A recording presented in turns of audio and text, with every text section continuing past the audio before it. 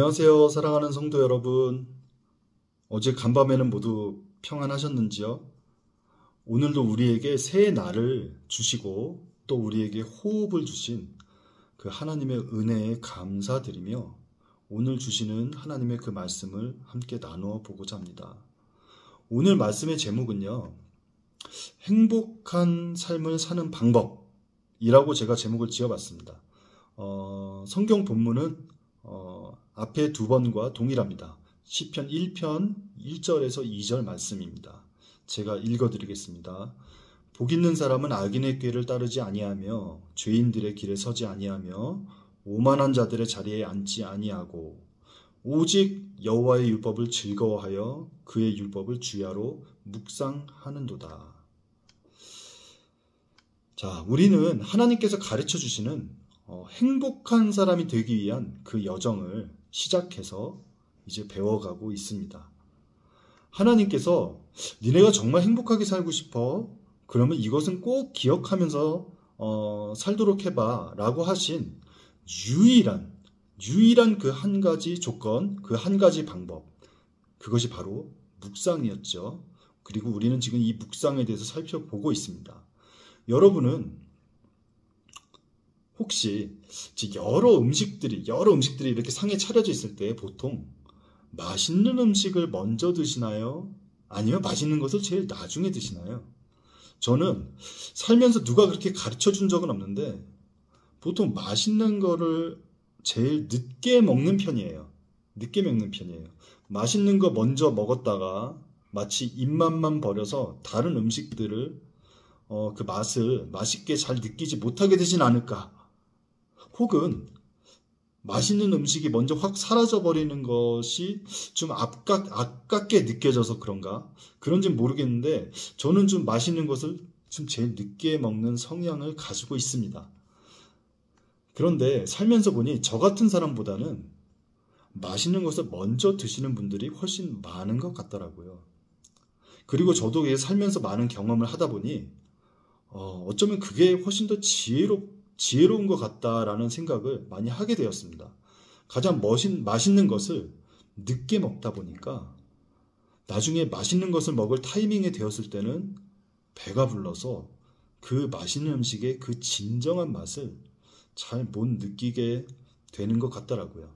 그런 의미에서 행복한 사람으로 살아가는 방법 중에 지금까지는 가장 중요한 부분인 묵상을 먼저 우리가 살펴보았습니다. 그러나 사실 이것이 다는 아닙니다. 행복한 사람으로 살기 위해 우리가 묵상을 하는 것을 하나님께서는 말씀하시고 가르쳐 주셨지만 동시에 우리가 하지 말아야 될 것들도 분명히 하나님께서는 말씀해 주셨어요. 우리가 이것을 잘 기억할 필요가 있습니다. 사랑하는 성도 여러분들 꼭 기억하십시오. 하나님께서는 우리에게 이런 것들은 하지 마 라고 말씀하시는 그 이유는 결코 하나님을 위해서가 아닙니다. 바로 우리의 행복을 위해서 하나님께서 말씀하고 계시다는 것입니다. 우리가 하나님에 대해 굉장히 많은 오해를 하고 있는 것 중에 하나가 뭔가 하지 말라고만 하면 하나님께서 뭔가 우리에게 하지 말라고만 하면 하나님 정말 너무너무 꼬장꼬장하셔. 하지 말라는 게 너무너무 많으셔. 라고 쉽게 우리가 생각해 버리게 된다는 것입니다. 마치 하나님은 내가 하고자 하는 것들, 내가 하고 싶은 것들을 막으시는 분이라고 쉽게 우리가 생각하게 됩니다. 그리고 그런 것들이 계속해서 쌓이다 보면 우리의 신앙생활은 점점점 더 어려운 것이 되고 맙니다. 그러나 이것은 하나님의 뜻과 의도에서 완전히 벗어난 우리들만의 오해일 뿐입니다. 하나님은 사실 우리를 통해 필요로 하신 것이 있으실까요? 아니요. 하나님은 우리를 통해서 필요로 하신 것이 사실 아무것도 없으십니다. 하나님 스스로 하나님은 모든 것에 충분하신 분이시고 충만하신 분이십니다. 스스로 영광이 충만하신 분이시기에 사실 사람에게 영광을 구하실 이유도 전혀 없으십니다. 우리가 하나님을 잘 섬기지 않으면 하나님께 무슨 일이 일어날까요? 아니요. 어쩌면 하나님께는 사실 아무 상관이 없습니다. 하나님은 우리에게 아쉬울 것이 단 한 가지도 없으신 분이십니다. 항상 아쉬운 건 우리의 입장인 것이고 문제들도 우리에게 있는 것이지 하나님께는 아무 문제도 없고요. 아무 아쉬움도 없으십니다. 그러므로 하나님께서 우리에게 이렇게 해라. 이런 것을 하지 말아라. 라고 말씀하시는 것 중에 사실은 단 한 가지도 하나님을 위한 것은 없습니다. 다 우리를 위해서 말씀하고 계신 것입니다. 우리를 살리기 위한 것이고 우리에게 생명을 주시기 위한 것이고 우리로 이 땅에서 행복하게 살기를 원하시기 때문입니다. 하나님께서 우리가 행복하게 살기 위해 세 가지를 하지 말라고 말씀하십니다. 첫 번째는 악인들의 꾀를 따르지 말라고 하시고요. 두 번째는 죄인들의 길에 서지 말라고 하시고요. 세 번째는 오만한 자들의 자리에 앉지 말라고 하십니다. 이 세 가지 타입, 곧 악인, 죄인, 그리고 오만한 자, 이들의 공통점이 혹시 보이시나요? 하나님께서는 누구를 악인이라고 부르시고 죄인이라고 부르시고 오만하다고 부르실까요? 단지 나쁜 짓 하는 사람들을 말하는 것일까요? 사람들을 속이고 줄 돈 안 주고 부모를 거역하고 음란하고 살인하고 이런 사람들만을 지칭해서 말씀하시는 걸까요? 물론 이런 것들도 분명히 죄의 범주에 들어가는 것은 맞습니다. 하지만 그리고 우리는 이런 거룩함을 이루기 위해서 실제로 이런 것들을 멀리하고 싸우면서 살아야 하지요. 하지만 그보다도 더욱더 근본적인 것, 하나님이 지적하시고 계신 바로 그 악인, 죄인, 그 오만한 자들의 본질은 바로 이것입니다. 그것은 무엇이냐면 하나님을 하나님으로서 인정해드리지 않는 것입니다. 하나님을 유일하신 하나님으로 인정해드리지 않는 것입니다. 마치 하나님을 여러 신들 중 하나인 것처럼 대하는 그런 삶의 태도입니다.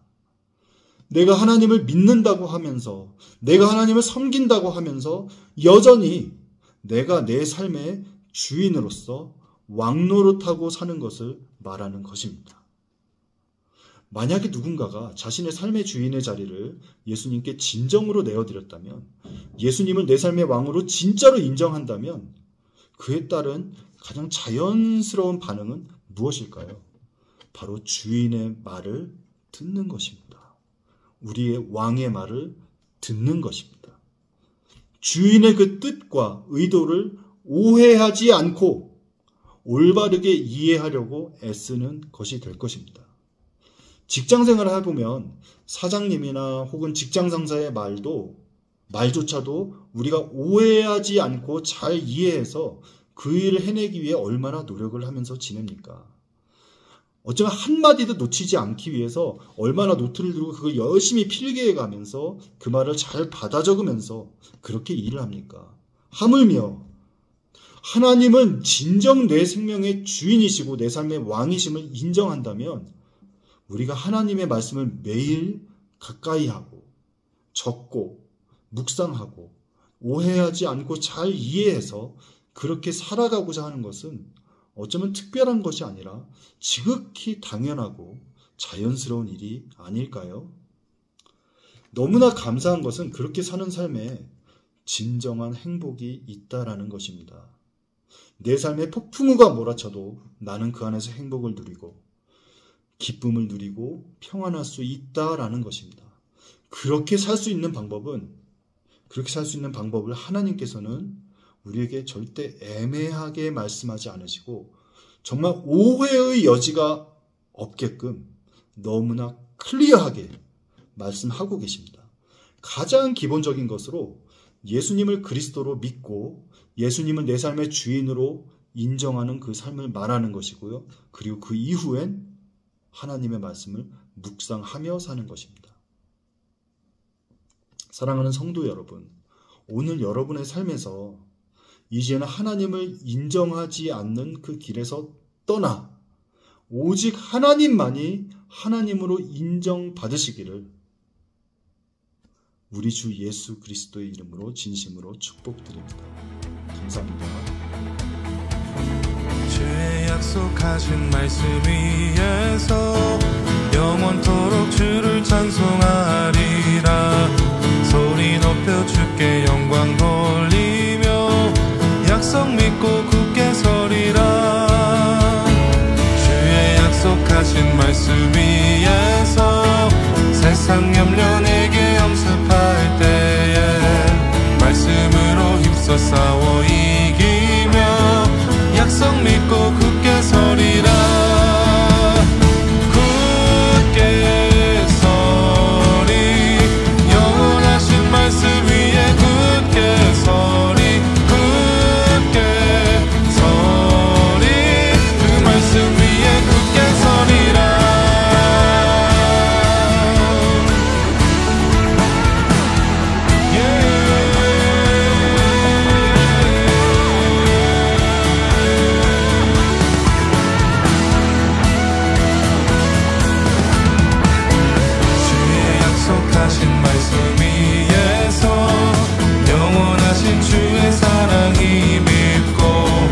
성령으로 힘써 싸워 이기며 약속 믿고 굳게 서리라.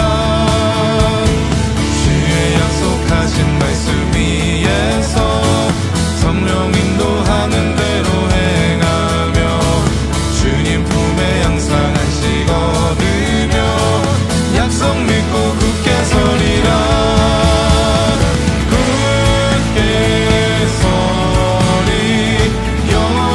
말씀 위에 굳게 서리. 굳게 서리 그 말씀 위에 굳게 서리라. 굳게 서리.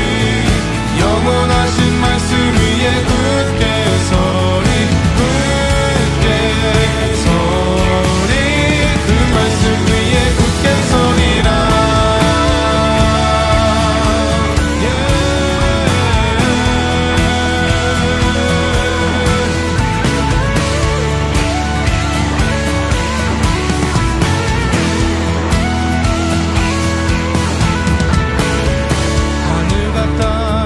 없어질지라